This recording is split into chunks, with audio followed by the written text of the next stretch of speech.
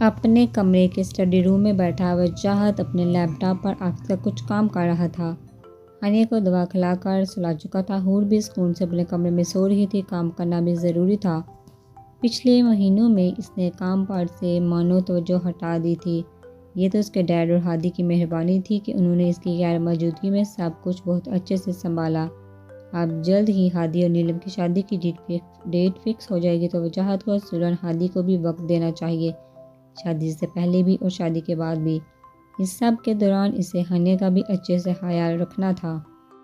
وجاہت عالم تھا، اتنے سارے کام ایک وقت میں سنبھالنا اس کے لیے کوئی بڑی بات نہیں تھی، مگر وجاہت عالم کا جو دل ہے وہ اس کی سنشائن کے پاس سے ہلنے تک کو تیار نہیں رہتا۔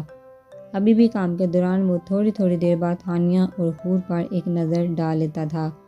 ایک نئی پروجیکٹ کے لیے پریزنٹیشن ریڈی کر کے وہ وہیں اپنی اسٹڈی ٹیبل کے ساتھ رکھی ریوالونگ چیئر پر ٹک لگا کے بیٹھ گیا۔ اس کا سگریٹ پینے کا دل کر رہا تھا، مگر ہانیہ کی موجودگی میں اس نے آج تک سگریٹ نہیں پی تھی۔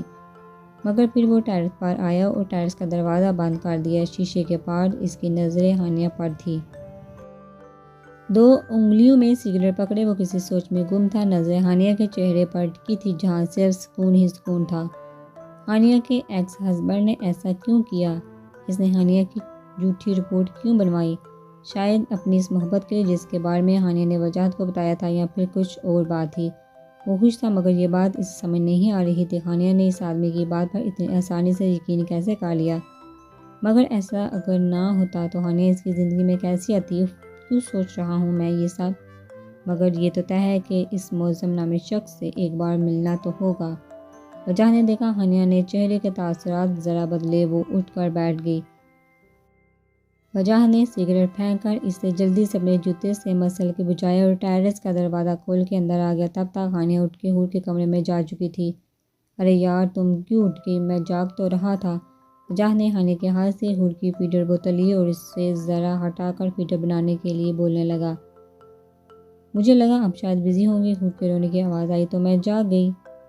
ہانیہ نے اپنی آنکھیں مسلتے ہوئے کہا۔ وہ ویسے تو دوا کے اثر سے گہری نیند سو رہی تھی، مگر حسیات اس کی حور کی طرف ہی تھی۔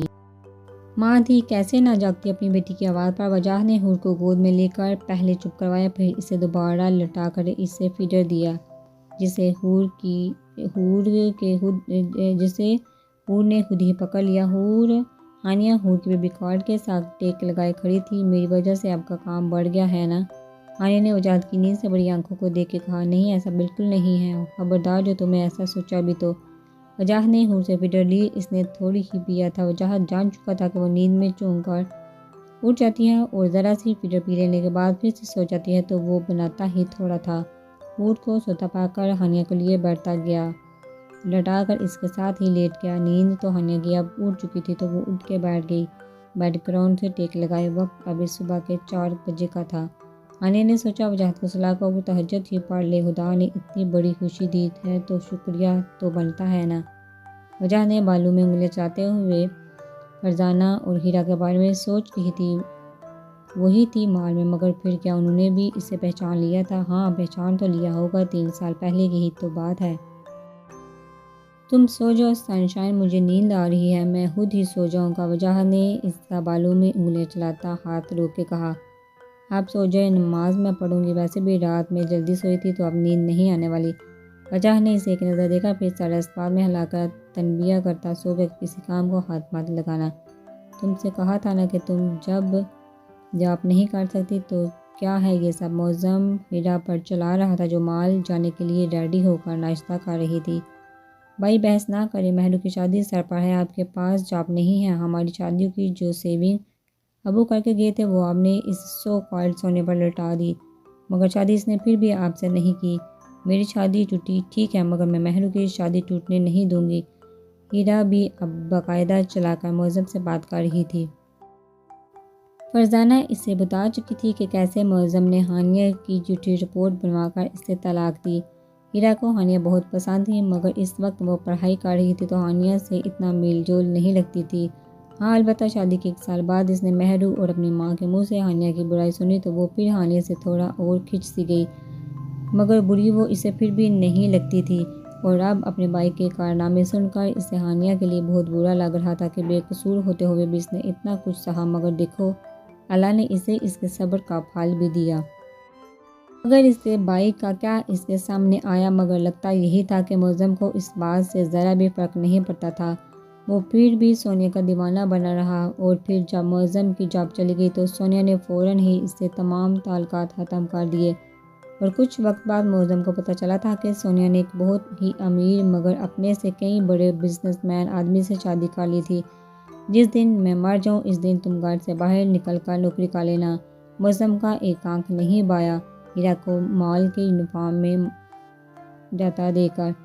بلیک پینٹ کے ساتھ وائٹ ٹی شرٹ اور اوپر بلیک کوٹ پہنے ہیرا گھر سے جانے لگی۔ جس دن آپ کی کوئی اچھی جاب لگی میں یہ جاب چھوڑ دوں گی، مگر بھائی اس سے پہلے آپ کچھ نہیں کہیں گے مجھے، ہیرا نے ضبط کر کے نارمل لہجے میں کہا، اور بغیر معظم کی بات سنے گھر سے نکل گئی۔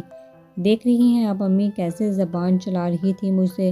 فرزانہ نے ایک نظر معظم کو دکھا، اب کسی کو تو گھر چلانا ہے نا، کرنے دو اسے جب تک تمہاری نوکری نہیں لگتی۔ برتن سمیٹتے ہوئے انہوں نے اب کے بغیر معظم کی طرف دیکھ کے کہا۔ اگلے دن ایک کے بعد ایک دادوں کا حکم صادر ہونے لگا، جسے سر جھکائے وجاہت ہادی اور شان صاحب سن رہے تھے، پھر اس کام کو پایہ تکمیل تک پہنچا رہے تھے۔ دادوں نے کہا کہ گھر میں خوشیاں آئی ہیں تو صدقہ دیا جائے، پھر غریبوں میں کپڑے اور نقد امداد بانٹی گئی۔ مٹھائیاں بٹی کیونکہ جمشید صاحب بھی پاکستان پہنچ چکے تھے، اور ہادی اور نیلم کی شادی کی ڈیٹ اگلے مہینے کی ہی رکھی گئی تھی۔ گھر میں دو خوشیاں ایک ساتھ آئی تھیں، سبھی گھر والے بہت خوش تھے۔ وجاہت نے واقعی کام گھر اور ہانیہ کو اچھے سے سنبھالا ہوا تھا۔ وہ اپنے کام کے ساتھ ساتھ ہانیہ اور گھر والوں کو اچھے سے وقت بھی دے رہا تھا، جبکہ ہادی اور نیلم کی اب شادی کی تیاریاں شروع ہو چکی تھی۔ عالیہ بیگم نے شادی کی ڈیٹ فکس کرنے سے پہلے وجاہت سے بات کی تھی کہ اگر ہانیہ کی طبیعت کی وجہ سے نیلم کی شادی کی ڈیٹ آگے بڑھا دی جائے، مگر وجاہت نے انہیں منع کر دیا تھا۔ پہلے ہی ان کی انگیجمنٹ لیٹ ہو چکی تھی، اب اگر شادی ڈیٹ کرواتا تو ہادی نے اسے بخشنا نہیں تھا، اور شادی کے ماحول میں ہانیہ بھی بہتر محسوس کرے گی۔ کام تو ویسے بھی کوئی اسے کچھ نہیں کرنے دے گا، تو بہتر ہے وہ یہ ایونٹ انجوائے کرے۔ آج ہوت کا برتھ ڈے کا سیلیبریشن تھا۔ آج وجاہت اور ہانیہ کی پری 1 سال کی ہو چکی تھی۔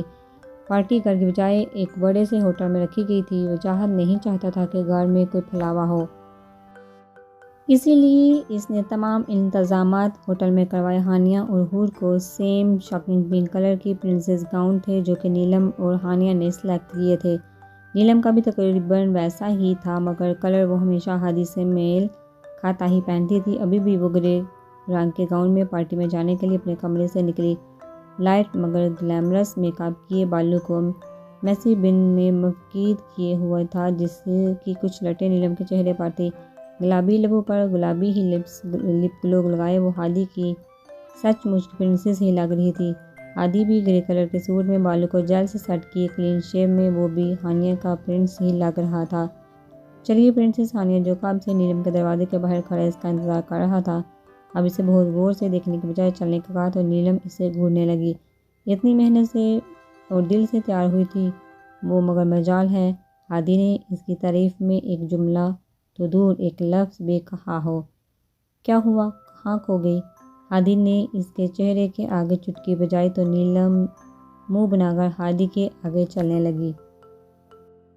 ہادی اس کا انوکھا سا انداز دیکھ کے مسکرا دی۔ اپنی پرنسس کو منانا اسے بہت اچھے سے آتا تھا۔ خوبصورت تو وہ ہادی کو بہت لگی، مگر اس نے ابھی نیلم کے لیے کچھ اسپیشل پلان کیا تھا ان کی شادی کی ڈیٹ فکس ہونے کی خوشی میں، تو ابھی سے اس کا ذرا موڈ بگاڑنا نہ تھا تاکہ سرپرائز کا مزہ دوبالا ہو۔ یار سن شائن، تم کیا کر رہی ہو؟ مجھے تمہاری فکر ہو رہی ہے۔ وجاہت حور کو لیے یہ کوئی تیسری بار ڈریسنگ روم کا دروازہ بجا رہا تھا، جہاں ہانیہ پچھلے 1 گھنٹے سے تیار ہونے گئی تھی۔ حور کو وہ تیار کر چکی تھی، شاکنگ پنک کلر کی فراک پہنے سر پر اس نے حور کے لیے آرڈر پر پرنسس کراؤن جیسا ہی ایک ہیئر کیچ بنوایا تھا۔ اب کراؤن تو وہ ٹکنے نہیں دیتی، ہاں ہیئر کیچ پہننے کی اسے عادت تھی۔ اب خود وہ ڈریسنگ روم میں تیار ہو رہی تھی۔ دروازہ اس نے اس لیے بند کیا تھا تاکہ وجاہت اسے تیار ہونے پہ ٹوکے نہ کہ یہ نہ لگاؤ، بلش تھوڑا ہلکا کرو، آئی شیڈ صاف کرو، ہائی لائٹر اتنا کون لگاتا ہے، اور لپ سٹک کے معاملے میں تو وہ ہانیہ کو بہت ٹوکتا تھا۔ اب تو ہانیہ کو اس کے ڈائلاگ تک یاد ہو گئے تھے، اسی لیے آج کچھ بھی سننے سے پہلے ہی اس نے ڈریسنگ روم سے وجاہت کو نکال باہر کیا تھا۔ اب اپنی اس حالت کا وہ تھوڑا تو فائدہ اٹھا سکتی تھی، کیونکہ ایسے میں وجاہت اسے غصے بڑی نظروں سے دیکھے گا بھی نہیں، اور وجاہت کو رہ کر ہانیہ کی فکر ہو رہی تھی، جو کہ 1 گھنٹے سے کمرے میں بند تھی۔ وجاہت کے کہنے پر ہی ہر گھنٹے ہانیہ کو جوس پینا تھا، مگر 1.5 گھنٹہ ہونے کو تھا، جوس تو چھوڑو پانی تک نہیں پیا تھا اس نے۔ آخر کار ہانیہ نے دروازے کا لاک کھولا تو وجاہت بغیر کچھ کہے ڈریسنگ روم میں تیزی سے داخل ہوا، مگر اگلے ہی لمحے وہ جہاں کھڑا تھا وہیں جم سا گیا۔ شک نے پنک کلر کا گاؤن پہنے، بالوں میں آگے سے فرنچ سٹائل بنائے، پیچھے کے تمام بالوں کو اس نے کرل کیا ہوا تھا، میک اپ لائٹ ہی تھا، مگر لپسٹک اس نے اپنے ڈریس کی میچنگ ہی لگائی تھی۔ گلا چونکہ کالر سٹائل کا تھا تو گلے میں اس نے سوائے وجاہت کی دی ہوئی چین کے کچھ نہیں پہنا تھا، کانوں میں بھی چھوٹے چھوٹے ڈائمنڈ کے ایئر رنگز پہنے تھے۔ اس کا ڈریس کافی کام کا تھا تو اسے باقی ایکسیسریز کی ضرورت نہیں تھی۔ کچھ پل تو وجاہت اسے دیکھتا رہا۔ ہانیہ بھی مسکرا کر آئینے میں اپنا عکس دیکھ رہی تھی۔ سن شائن تم بہت پیاری لگ رہی ہو، کسی کیفیت میں وجاہت نے وہ الفاظ کہے تو ہانیہ نے اسے حیرت سے مڑ کے دیکھا۔ حیرت سے اس بات پہ ہوئی کہ وجاہت نے اسے کچھ نہیں کہا، وہ بھی اتنا تیار ہونے پر، مگر جیسے ہی حور نے وجاہت کا ہاتھ پکڑا، وجاہت فوراً ہی ٹرانس سے باہر نکلا۔ یہ کیا پہن رکھا ہے تم نے؟ ٹرانس سے نکل کر پہلا جملہ وجاہت نے یہی کہا۔ ہانیہ کو اس سے اسی جملے کی امید تھی۔ میں آج آپ کی بالکل نہیں سنوں گی، کیونکہ پارٹی میری بیٹی کی پارٹی ہے، اور اپنی خوبصورت بیٹی کی ماں ہونے کے ناطے آج مجھے تھوڑا تو اچھا لگنا تھا۔ ہانیہ نے وجاہت کو گھٹتے ہوئے کہا۔ وجاہت کچھ کہتا اس سے پہلے ہی ہانیہ نے حور کا ہاتھ تھاما اور اسے لیے کمرے سے باہر جانے لگی۔ رکو! وجاہت کی سنجیدگی بڑی آواز سن کے ہانیہ کو اپنا حلق خشک ہوتا ہوا محسوس ہوا۔ وہ تو سمجھی تھی کہ وجاہت اسے اس حال میں کبھی ہرٹ نہیں کرے گا۔ جی؟ ہانیہ غور سے وجاہت کے چہرے کو دیکھ کے کہا۔ تم نے جوس نہیں پیا؟ وہ پیو پھر چلیں گے۔ وجاہت ٹیبل پر رکھا جوس کا گلاس اٹھا کر ہانیہ کے پاس لایا تو ہانیہ نے سکھ کا سانس لیا۔ وجاہت میں ہر گھنٹے یہ فروٹ جوس پیوں گی تو موٹی ہو جاؤں گی۔ گلاس ختم کر کے اس نے وجاہت کو تھمایا تو کہنے لگی۔ کوئی بات نہیں، ویسے بھی تمہیں تھوڑا ویٹ پروٹون کرنا ہے، ڈاکٹر نے کہا تھا۔ وجاہت نے گلاس ٹیبل پر رکھ کے حور کو گود میں لیا اور ہانیہ کو کمر سے تھام کر گھر سے باہر چل دیا۔ گاڑی اسٹارٹ کرنے سے پہلے ایک بار پھر اس نے ہانیہ کو دیکھا، جو محبت پاش نظروں سے اسے ہی دیکھ رہی تھی۔ اگر کسی غیر مرد کے منہ سے میں نے تمہارے بارے میں کچھ بھی سنا تو اس کے حشر کی ذمہ دار تم ہوگی، وجاہت نے ویسے تو عام سے لہجے میں کہا تھا، مگر ہانیہ کو اس کا لہجہ تھوڑا عجیب لگا۔ ایسا کچھ نہیں ہوگا، پارٹی میں سب جانے والے ہی ہوں گے، ہانیہ نے اسے سمجھانا چاہا، مگر وجاہت نے سنجیدہ چہرہ لیے گاڑی سٹارٹ کر دی۔ یہ سچ تھا کہ اس نے ہانیہ کو ٹوکا نہیں تھا آج کسی بھی چیز کے لیے، مگر وہ خوش بھی دکھائی نہیں دے رہا تھا۔ پارٹی میں ان لوگوں کو لاسٹ میں داخل ہونا تھا۔ حور کا ہاتھ تھامے وہ لوگ پارٹی میں داخل ہوئے تو ان کا بہت اچھا سا استقبال کیا گیا۔ کیک لایا تھا تو وجاہت روحانیہ نے ہی حور کا ہاتھ پکڑ کے کیک کاٹا۔ پارٹی رواں دواں تھی، جب ہانیہ کو لگا کوئی اسے گہری نظروں سے دیکھ رہا ہے۔ رخ موڑ کے ہانیہ نے اس انسان کو دیکھا تو اسے لگا وہ سانس نہیں لے پائے گی۔ ویٹر کی یونیفارم پہنے معظم ہانیہ کو عجیب نظروں سے دیکھ رہا تھا۔ وہ حیرت یا غصے کی نظر نہیں تھی، ہانیہ کو وہ نظریں بے چین کر گئی تھی۔